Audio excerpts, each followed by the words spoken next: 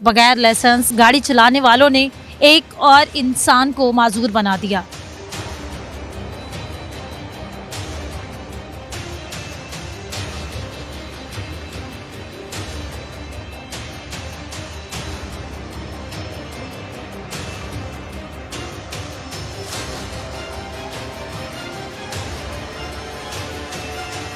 मेरा तो ना कोई कसूर है ना कोई गलती है। हाँ जी। मैं तो सीधे ईमान कहाँ दीवार के साथ चिपका खड़ा हूँ। उन्होंने ट्रंक भी ऐसे स्पीड से लिया, ला के सीधा मेरे अंदर ही ठोका गाड़ी। वो मेरा ये पाँव इतने बुरे तरीके से कुचला गया है ना, तौबा नाउज़ुबिल्लाह। उन्होंने मुझे यहाँ तक भी कहा कि ये आपकी डेथ भी हो सकती है। दूसरे रोज इनकी सफाई होती है। बुखार 103 102 से कम नहीं हो रहा होता। रात 12 बजे इनको भूखा रखने का कह दिया जाता है। अगले रोज अस्र के टाइम अस्र के बाद तक सफाई होती है। भाई घर से किसी काम के सिलसिले में निकले थे, अपने क्लाइंट को पैसे देने के लिए गए थे। साइड पर खड़े थे, अपना अपना काम कर रहे थे, तो इतने में ही एक गाड़ी आती है जो बेदर्दी से उन्हें कुचलती है, जिससे मौके पर ही उनकी जो टांग है वो बहुत ज़्यादा हिस्सों में फ्रैक्चर हो जाती है। काफ़ी दिन, मैक्सिमम 15 दिन जो है डॉक्टर उनका इलाज करते हैं। 2-3 जनरल ऑपरेट भी होते हैं ये, लेकिन ब्लीडिंग इतनी ज़्यादा थी कि हम आपको लफ्ज़ों में बयान नहीं कर सकते। पहले तो वो नशे की हालत में था कि अगर उसे चाहिए था कि अगर उससे ये हादसा पेश आ भी गया तो उससे उस वक़्त में मेरे भाई की इमदाद करनी चाहिए थी। मैंने सुना कि 8 दिन पहले भी उसने यही काम किया है। 8 दिन पहले उसने इसी तरह से एक्सीडेंट किया और रोड एक्सीडेंट कर वो चला गया है। 8 दिन के बाद उसने दोबारा मेरे शोहर के साथ ये सब कुछ किया और उसके बाद वो ऐसा करीब से गुजर कर जा रहा है जैसे कि वो इंसान नहीं है। वो निकला गाड़ी से और निकल कर एक निगाह उसने देखा और वो चला गया वो वहाँ से। अस्सलाम वालेकुम, एनपीजी मीडिया नेटवर्क के साथ मैं हूं आप लोगों की मेज़बान इकरा लियाकत। बगैर लाइसेंस गाड़ी चलाने वालों ने एक और इंसान को माजूर बना दिया। ये वाक़या बादामी बाग का है, जो कि 1 महीना पहले पेश आया था, लेकिन सोशल मीडिया पर काफ़ी वीडियो वायरल हुई, लेकिन मीडिया ने इनसे रब्ता नहीं किया और इनको अभी तक इंसाफ नहीं मिल सका। आज मेरे साथ मौजूद है राशिद के भाई। राशिद मरीज़ है जिसकी टांग कट गई और राह चलते हुए उनको एक अमीरजादे ने गाड़ी से टक्कर मारी और आज वो ज़िंदगी भर के लिए माजूर हो गया है। मुलजिम अभी तक फ़रार है, अपनी ज़मानत करवा रहा है। पुलिस भी मुकम्मल तौर पर ताबुन नहीं कर रही है। पुलिस का ये कहना है कि पहले मुलजिम की ज़मानत है उसको खारिज करवाया जाए तो उसके बाद आप लोगों को इंसाफ मिल सकेगा। हमारे मुल्क में इंसाफ का ये निज़ाम कब तक चलता रहेगा कि जो मरीज़ है वो बेचारा ज़िंदगी भर के लिए माजूरी का शिकार हो गया, किस तरह से अपने बच्चों की ज़िंदगियाँ पालेगा, कौन उसका पुरसाने हाल होगा और क्या कैफियत है उसके घर वालों की। इस वक्त मेरे साथ मौजूद हैं राशिद के भाई वकार। उनसे बात करते हैं और जानते हैं कि ये सारा वाक़या किस तरह से पेश आया। अस्सलाम वालेकुम। वालेकुम अस्सलाम। कैसे हैं भाई? अल्हम्दुलिल्लाह। वकार भाई, ये बताइएगा कि ये जो वाक़या बादामी बाग का है ये किस तरह पेश आया, कितना अर्सा हो गया इस वाक़े? ये तकरीबन 1 माह हो गया है इस वाक़ये को। भाई घर से किसी काम के सिलसिले में निकले थे और वहाँ पर वो अपने काम के सिलसिले में अपने क्लाइंट को पैसे देने के लिए गए थे। तो वो एक साइड पर खड़े हैं, जैसा कि वीडियो में आप सब देख सकते हैं। तो वो साइड पर खड़े थे, अपना अपना काम कर रहे थे, तो इतने में ही एक गाड़ी आती है जो बेदर्दी से उन्हें कुचलती है, जिससे मौके पर ही उनकी जो टांग है वो बहुत ज़्यादा हिस्सों में फ्रैक्चर हो जाती है। फिर उन्हें अस्पताल ले जाया जाता है, जिससे काफ़ी दिन, मैक्सिमम 15 दिन जो है डॉक्टर उनका इलाज करते हैं। 2-3 जनरल ऑपरेट भी होते हैं, फिर उसके बाद में उनकी सफाई सुथराई का काम चलता है। लेकिन कौन से अस्पताल ले गए थे आप सबसे पहले? जी, ये सर्विस हॉस्पिटल हम लेकर आए हैं, सीधा ही सर्विस हॉस्पिटल लेकर आए हैं, क्योंकि ये रैक्सियो वालों ने उनकी जो हालत वहाँ पर देख ली थी कि इनकी टांग का क्या हाल है, तो इस वजह से जो है वो उन्हें सीधा ही सर्विस हॉस्पिटल लेकर आए। पहले 1112 को कॉल की थी या 15 पे कॉल? नहीं, हमने बेसिकली 1122 पर ही कॉल की थी। तो फिर वो यहाँ पर लेकर आए हैं उन्हें। तो यहाँ पर जो इनका इलाज चलता रहा 15 दिन के बाद फिर 11 तारीख को जो है ना उनकी टांग कट करनी पड़ी। तो अब जो है वो मोहताज हो गए हैं और यहाँ पर हॉस्पिटल में ही ज़ेरे इलाज। 15 पे कॉल आपने कितने वक्त के बाद की? 15 पे कॉल बेसिकली वहाँ पर मौजूद लोगों ने ही कर दी थी। हमारे घर वालों के पहुँचने से पहले ही वहाँ पर 15 पर कॉल चला दी गई थी। मेरा तो ना कोई कसूर है ना कोई गलती है। हाँ जी। मैं तो सीधे ईमान कहाँ दीवार के साथ चिपका खड़ा हूँ।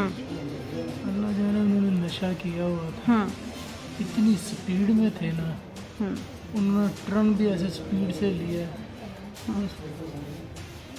समझ ही नहीं आई, उन्होंने ला के सीधा मेरे अंदर ही ठोका गाड़ी। सही। वो मेरा ये पाँव इतने बुरे तरीके से कुचला गया है ना, डॉक्टरों ने तकरीबन 15 दिन मेहनत की है इसके ऊपर। उनको समझ नहीं आई, उन्होंने कहा यार ये बहुत ही हालत ख़राब हो चुकी है, कोई सीरियस स्टेप लेना पड़ेगा, वरना आप तो सारी ज़िंदगी ये तो ऐसे ही तौबा नाउज़ुबिल्लाह। उन्होंने मुझे यहाँ तक भी कहा कि ये आपकी डेथ भी हो सकती है, और रेस्क्यू को भी जो है बता दिया गया था। तो हम गए हैं, तो हमारे से पहले रेस्क्यू वाले आए हैं, उन्होंने रेस्क्यू किया, फिर बाद में हमारे एक दो जो भाई हैं वो वहीं पर रुक गए, फिर पुलिस वालों ने अपने ज़ेरे कस्टडी उन्हें गाड़ी को भी, और जो मेरे भाई हैं राशिद उनकी भी बाइक जो है बेसिकली बहुत ही ज़्यादा क्रिटिकल हालत में वो भी हो गई है, बिल्कुल आप समझे कि चकनाचूर हो चुकी है। तो वो बाइक को और गाड़ी को उठाकर वो थाने ले गए। ये बताइएगा कि वीडियो में ये भी देखा जा रहा है कि जब आपके भाई को गाड़ी ने टक्कर मारी और आपके भाई गिरे हैं, तो फिर वो एक लड़का है जो कि घर से कपड़ा ले रहा है या कोई चीज़ है जो फ़ौरन पट्टी बांधने की कोशिश कर रहा है, वो लड़का कौन था? वो लड़का बेसिकली रेस्क्यू वालों का ही था, लेकिन वो अपनी ड्यूटी से ऑफ था, और जिधर भाई गए थे काम के सिलसिले में वो उसी का भतीजा था। वो लड़का, उसने जो है ना वो वहाँ से जो दुकान थी वहाँ से कपड़ा लेता है रेड कलर का, और वो उनकी टांग को जो है ना कवर करने की कोशिश करता है, जैसा कि उसका प्रोफेशनली है, वो 1122 में वो ऑलरेडी काम कर रहा है। तो उसने जो है ना जितना उससे मैनेज हो सके वो किया, लेकिन ब्लीडिंग इतनी ज़्यादा थी कि हम आपको लफ्ज़ों में बयान नहीं कर सकते, क्योंकि जब हम उन्हें हॉस्पिटल लेकर आए हैं, डॉक्टर ने हमें पहले हाथ ये बता दिया था कि आप 7 से 8 बोतलों का अरेंज करें, नहीं तो इनकी जान हम नहीं बचा सकते। अच्छा, ये बताइएगा कि मुलजिम को गिरफ्तार किया गया है या मुलजिम ने बाहर से ज़मानत करवाई? मुलजिम अभी बाहर ज़मानत करवा रहा है, क्योंकि पहले हमें अपना होश नहीं था, हम जो अपने पेशेंट को देख रहे थे। हम जाहिर सी बात है, कोई हम लैंडलॉर्ड तो हैं नहीं, हम एक छोटे तबके के लोग हैं, अपने मेहनत मजदूरी से अपना पेट पालते हैं। तो हम अपने पेशेंट को देख रहे थे, हमने कैसे जोड़ तोड़ लगा के अभी तक भी उनके 4 जनरल ऑपरेट हो चुके हैं, और जिसमें 3 से 4 जो हैं उनके छोटे ऑपरेट हुए हैं। तो उसके अंदर आपको पता है कि सारा खर्चा खराजात हर चीज़ हमें अफोर्ड करनी पड़ रही है। जिस बंदे की कार से आपके भाई का एक्सीडेंट हुआ है उसका नंबर भी सामने आ गया है, पता भी चल गया है, मुलजिम उमैर नामी मुलजिम है। तो उनकी फैमिली की तरफ से आप लोगों के साथ रब्ता नहीं किया गया कि कोई माली इमदाद करें? नहीं, माली इमदाद तो नहीं, खैर उन्होंने रब्ता किया। वो कहते हैं कि जी बेसिकली अब हमारे बच्चे से गलती हो गई है तो उसे माफ़ कर दिया जाए। तो आप बताएं कि माफ़ी किस तरीके से हम दे दें उसे। एक होता है कि इंसान खुद आता है, खुद आके यहाँ पर तिमारदारी करता है। सबसे पहले तो वो नशे की हालत में था कि अगर उसे चाहिए था कि अगर उससे ये हादसा पेश आ भी गया तो उससे उस वक़्त में मेरे भाई की इमदाद करनी चाहिए थी, उसे लेकर आना चाहिए था हॉस्पिटल में। बेसिकली चाहे उसकी अपनी ही गाड़ी थी, वहाँ पर उसे लेकर आता या ख़ुद जो है रेस्क्यू के साथ लेकर आता, ताकि जो वक्ती तौर पे जो अखराजात हैं, खर्चा है, सब कुछ है, ये ख़ुद सारे अपनी आंखों से वाक़या देखता और कहता कि मेरे से ये गलती हो चुकी है। तो हमें तो लगता है कि ये नशे की हालत में था, जिसकी वजह से तो जब आपके भाई के साथ हादसा हुआ तो वो मुलजिम मौके से भाग गया था या वहीं पर मौजूद था जब रेस्क्यू 11 आए थे? नहीं, वो मौके से ही फ़रार हो गया। जैसे कि वीडियो में आप देख सकते हैं, वो उतरता है अपनी गाड़ी से, वो सिर्फ एक निगाह देखता है, उसे अपनी होश भी नहीं होती, वो जो है साथ ही रफू चक्कर हो जाता है। और जो उसके साथ के 2 बंदे और थे, वो एक तो पीछे से पकड़ता है मेरे भाई को, और दूसरा जो है वो भी हालत देखता है। वो कहता है कि वो पहले वाला तो भाग गया तो हमें भी भागना चाहिए। तो वो रफ्ता वो दोनों भी निकल जाते हैं। जी नाज़रीन इकराम, बगैर लाइसेंस की गाड़ी चलाना, नशे की हालत में लथपथ होना और फिर किसी गरीब की ज़िंदगी को ख़त्म कर देना, ये हमारे अमीरों का वतीरा है। उसने बजाय कि जब उस बंदे से हादसा होता है तो बजाय ये कि वो नीचे उतर कर देखता है बंदा मर तो नहीं गया, उसने अपनी जान बचाने के चक्कर में सीसीटीवी फुटेज में भी आप लोग देख सकते हैं कि वो उसने गाड़ी वहीं पर छोड़ी है और वो अपने घर की तरफ चला गया।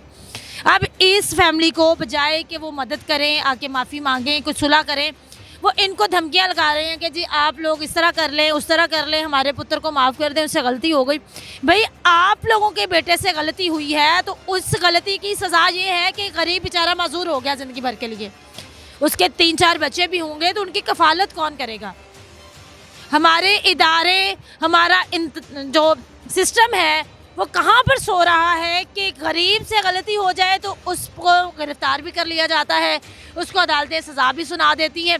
लेकिन अमीरों के साथ ये वतीरा ही क्यों रखा जाता है कि मुलज़म अभी तक फरार है, वो बाहर से ज़मानत करवा रहा है, पुलिस ताउन भी नहीं कर रही है, और बजाय पुलिस इन लोगों के साथ ताउन करे इनको उल्टा डराया धमकाया जा रहा है। और इनके अखराजात इतने ज़्यादा हो चुके हैं कि आप लोगों को पता है महंगाई की वजह से मज़दूर लोग हैं बेचारे 4 से 5 ऑपरेट हो चुके हैं, और कम से कम भी खर्चा अभी तक 5 लाख रुपए इनका हो चुका है।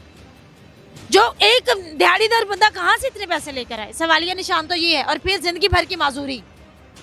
इस तरह का ये जो मुलजिम उमैर नामी मुलजिम है, पुलिस को चाहिए कि इसको गिरफ्तार करे और इसको कैफरे किरदार तक पहुंचाया जाए। जिस तरह के हाई कोर्ट के हुक्म पर अब क्रैकडाउन किया जा रहा है कम उम्र बच्चों के खिलाफ और उन वालिदैन के खिलाफ जो अपने बच्चों को गाड़ियां देकर घर से भिजवाते हैं, नशा बेचने वालों के खिलाफ क्रैकडाउन जारी है। लेकिन जो इस तरह के मुलजमान हैं उनके खिलाफ भी क्रैकडाउन सख्त करना चाहिए ताकि एक राशिद भाई को जो इंसाफ मिल सके। अपने मेज़बान इकरा को NPG के साथ देंगे इजाज़त। अल्लाह निगहबान।